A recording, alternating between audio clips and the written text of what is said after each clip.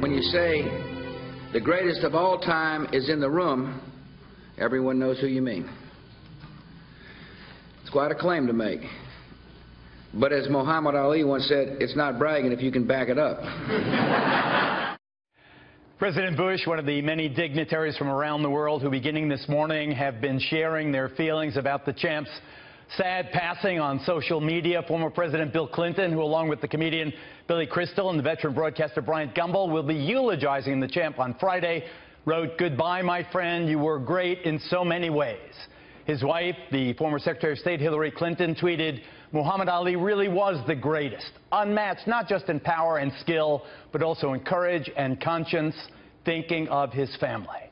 So is my next guest. Donald Trump and I are both big boxing fans who have shared a few ringside memories of our own. The presumptive Republican presidential nominee joins me live. Mr. Trump, thank you very much for being here. I wonder, did Ali teach you how to torment your opponents? Well, maybe he did. I don't know. When you think about it, Geraldo, he was a fantastic guy. He was really two different people. He was the nicest guy in the world, as you know, because you knew him well. But outside of the ring and inside the ring, he was this incredible competitor. He was really something special. But he was very special outside of the ring also. Outside of the ring in 2007, he gave you the Muhammad Ali Award. We have a picture of it in 2007. How did you feel getting that honor, and would you accept it today? Well, I'd love it. I mean, he was, he was something, and he wanted me to get that award. And we raised a lot of money that night for charity. He was very charitable, and that was in Arizona. And we raised a tremendous amount of money that night, and very big numbers. And he was so happy about it, and that was one of my great honors, actually. And when you saw him, that was the beginning of the deterioration. How'd you feel, Mr. Trump? Well, I had seen him before that, and he was hit hard. It was amazing the way he handled it. He went and he went so long. He really went so long. He's been, going through a lot for 20 years. But it was tough to see him because I knew him the other way. Also, I knew him when he was, fighting. And he was very special. I've always said he might have been the most beautiful athlete I've ever seen in terms of the beauty of an athlete. I agree with that. Was he the greatest fighter ever? Look, you've had some great fighters. I noticed he said just now Sugar Ray Robinson. I've seen him, and he was great, too. There's some great fighters, but I think when you add the package up, there was nobody close. If you add everything in terms of the poetry and what he did outside of the ring and inside of the ring, then I would have to say there was nobody close. As far as fighting is concerned, he was certainly right up there. There's no question about it. Times have changed. Politics have changed. In December of 2015, when you kind of announced your proposed temporary ban on Muslim immigration, a statement was released, at least in the champ's name. The headline was "Presidential Candidates Proposing to Ban Muslim Immigration to the United States."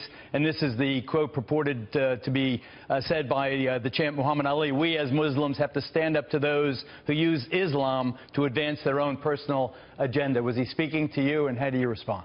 I don't know if he was or not. I don't think so, actually. But I don't even know who released the statement because, who knows who released it? I have a feeling he wouldn't have said that to me, and I don't know that it was directed at me. There was a lot of anger at that time, and there still is, obviously, because of what's going on. And I really don't think he did, but, who knows?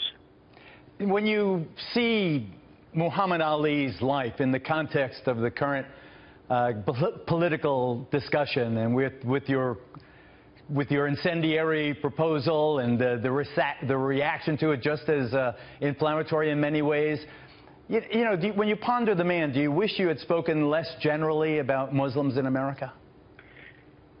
Well, look, we have a problem. It's a worldwide problem, and it's the radical Islamic. I mean, we're talking about radical Islamic terrorism, and I think it would be, you would have to say that it is a problem, and it has to be discussed, and it has to be talked about, and it has to be solved. It's a difficulty that the world has, and if we don't talk about it, whether it's ISIS or whether it's Al-Qaeda or whether it's so many other things and people going on, it's something that has to be discussed, and if it's not discussed, we're not going to solve the problem. In the minute I have left, I want you to wrap up your feelings about Muhammad Ali in the context of him being a Muslim in America, Donald Trump. Well, I think he's a great man, and I think that he was something very, very special. And the fact that he was Muslim was a tremendous thing, I think, because it really gets people thinking and gets people thinking even more.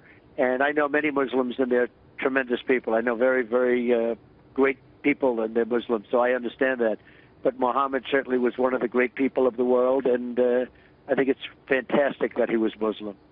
You and I have to have our talk about Hispanics, but that I'm going to leave that for another night. I really appreciate Donald Trump. I really appreciate your Thank you very much. Your coming on. It really was very, very nice of you to take the time. I'm a big fan of yours also. Thanks a lot, Geraldo. Take care. Catch another fight.